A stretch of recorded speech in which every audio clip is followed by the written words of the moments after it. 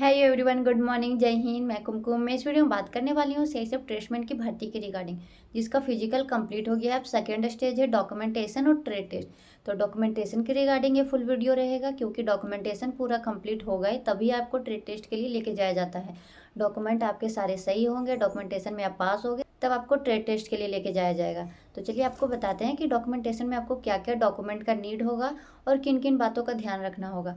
उससे पहले अगर आप मेरे इस चैनल पर नए हो तो मेरे चैनल को सब्सक्राइब कर देना, मेरे वीडियो को लाइक करना, जिससे मैं अपने बिजी शेड्यूल से टाइम निकाल के आपको गाइड कर सकूँ। ओके, चलिए बात करते हैं डॉक्यूमेंटेशन में क्या क्या डॉक्यूमेंट लगेंगे और कितने कॉपी लेके जाने हैं आपको। देखिए, फर्स्ट तो जो आपका एडमिट कार्ड इशू होगा, एडमिट कार्ड लेके जाना है। एडमिट कार्ड का 2 कॉपी आप लेके जाइएगा। अगर आपके पास फिजिकल का भी एडमिट कार्ड है तो उसको भी लेके जा सकते हैं, वैसे वो उतना ज़रूरी नहीं है, पर आप लेके जा सकते हैं एडिशनल में। उसके बाद आपको फ़ोटो लेके जाना है, पासपोर्ट साइज। जो फ़ोटो आप अप्लाई करते टाइम लगाए थे, अगर वो फ़ोटो आपके पास है तो वेल एंड गुड है। अगर नहीं है तो आपके पास जो भी पासपोर्ट साइज फ़ोटो है, रीसेंट पासपोर्ट साइज फ़ोटो, उसको आप लेके जाइएगा। 6 से 8 कॉपी ले लीजिएगा। और उसके बाद आता है आपका आईडी वेरिफिकेशन। आईडी के लिए आप अपना आधार कार्ड ले लीजिएगा। अगर आपके पास वोटर आईडी कार्ड है तो वोटर आईडी कार्ड भी ले लीजिएगा एडिशनल के लिए। और आप पैन कार्ड भी साथ में ले लीजिएगा।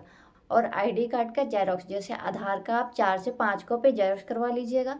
और पैन कार्ड और वोटर आईडी कार्ड का 2-2 कॉपी जेरॉक्स करवा लीजिएगा। चलिए अब बात करते हैं हमारे एजुकेशनल क्वालिफिकेशन।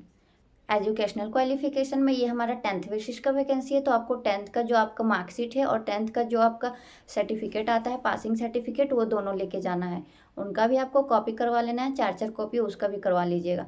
10th का मार्कशीट का 4 कॉपी और 10th का जो सर्टिफिकेट है उसका 4 कॉपी। हालांकि आपका कॉपी वहाँ से 2 या 3 ही यूज होगा, पर आप एक एक एक्स्ट्रा ले लीजिएगा तो कोई दिक्कत नहीं है। उसके बाद अगर आप अपने हाईएस्ट क्वालिफिकेशन में 12th और ग्रेजुएशन वहाँ पे डाले हो, या फिर उससे भी हाईएस्ट क्वालिफिकेशन पीजी वगैरह डाले हो, तो उसका भी आपको ओरिजिनल सर्टिफिकेट भी लेके जाना है।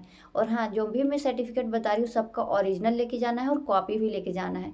जैसे 10th का जो मार्कशीट था उसको ओरिजिनल भी ले जाना है, marksheet original, certificate original, copy भी।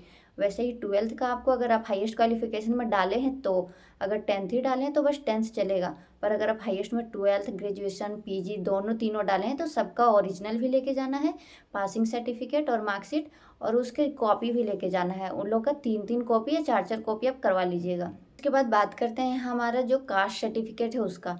कास्ट सर्टिफिकेट में जनरल जो कैंडिडेट है, जनरल कैंडिडेट का कोई कास्ट सर्टिफिकेट नहीं लगता। पर अगर आप ओबीसी कैटेगरी से हैं, एससी एसटी कैटेगरी से हैं, ईडब्ल्यूएस से हैं, तो आपको ईडब्ल्यूएस वालों को ईडब्ल्यूएस का सर्टिफिकेट लगेगा, साथ में इनकम सर्टिफिकेट लगता है। और अगर आप कास्ट से हैं, जैसे ओबीसी हैं या एससी एसटी हैं, तो आपको अपना ओबीसी सर्टिफिकेट, एससी एसटी का सर्टिफिकेट लगेगा। ये सेंट्रल लेवल की वैकेंसी है तो आपको सेंट्रल लेवल का ही सर्टिफिकेट लगेगा। अगर आपके पास स्टेट लेवल का सर्टिफिकेट है तो स्टेट में जो एसडीएम होते हैं, एसडीएम लेवल का सर्टिफिकेट होना चाहिए, सीओ लेवल का नहीं होना चाहिए। और अगर तब भी अगर आपके पास अभी भी सीओ लेवल का है तो आप एक बार बात करके एसडीएम लेवल का बनवा लेना, नहीं तो सीओ लेवल का लेके जाना, फिर वहाँ बात करना पड़ेगा। चलिए अब बात करते हैं डोमिसाइल सर्टिफिकेट के लिए। डोमिसाइल सर्टिफिकेट, अगर आप जनरल कैंडिडेट हो या फिर ओबीसी, एससी एसटी कोई भी कैंडिडेट हो, आपको डोमिसाइल सर्टिफिकेट चाहिए ही चाहिए। चलिए, मैंने डोमिसाइल सर्टिफिकेट बता दिया, और ये सबका ओरिजिनल लेके जाना है। जैसे domicile certificate original, OBC certificate original, ST SC का कास्ट सर्टिफिकेट ओरिजिनल, और ये सब का जेरॉक्स भी आप 4-4 कॉपी करवा लीजिएगा।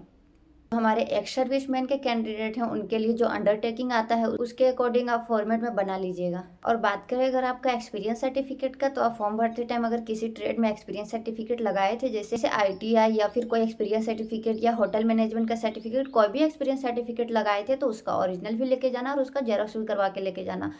और एक लास्ट सजेशन कि आप एक बॉल पेन और ग्लू लेके जाना, इसके लिए बहुत दिक्कत होता है कैंडिडेट को, आप ये लेके जाना। उसके बाद सारे कैंडिडेट का कंफ्यूजन हो, मैं ओबीसी कैटेगरी से हूँ पर मेरा ओबीसी सर्टिफिकेट नहीं बन पाया है तो मैं क्या करूँ, मैं जनरल कैटेगरी में कैसे आऊँगा, तो उसके लिए आपको वहाँ जहाँ आपका डॉक्यूमेंटेशन होगा वहाँ एक अंडरटेकिंग लिख के देना होगा कि मैं अब जनरल में काउंट होना चाहता हूँ, तो वो आपको जनरल में कंसिडर कर लेंगे, जिसके कारण आपको कोई भी कास्ट सर्टिफिकेट नहीं लगेगा। बस आप डोमिसाइल सर्टिफिकेट दीजिएगा तो आपको वो कंसिडर कर लेंगे। इसके बाद भी अगर आपको डॉक्यूमेंटेशन में कोई भी कन्फ्यूजन है तो आप मुझे कमेंट करके बताओ, मैं आपको रिप्लाई कर दूंगी या फिर उसके रिगार्डिंग वीडियो बना दूंगी कि आपको डॉक्यूमेंटेशन में क्या क्या चाहिए, क्योंकि डॉक्यूमेंटेशन मोस्ट इंपॉर्टेंट चेंज है। इसके बाद ही आपका ट्रेड टेस्ट होगा। तो all the best for your trade test and documentation. I hope you like the video. मेरे चैनल को सब्सक्राइब करना, लाइक करना, मुझे कमेंट करके बताना अपना डाउट। ओके, बाय बाय, जय हिंद।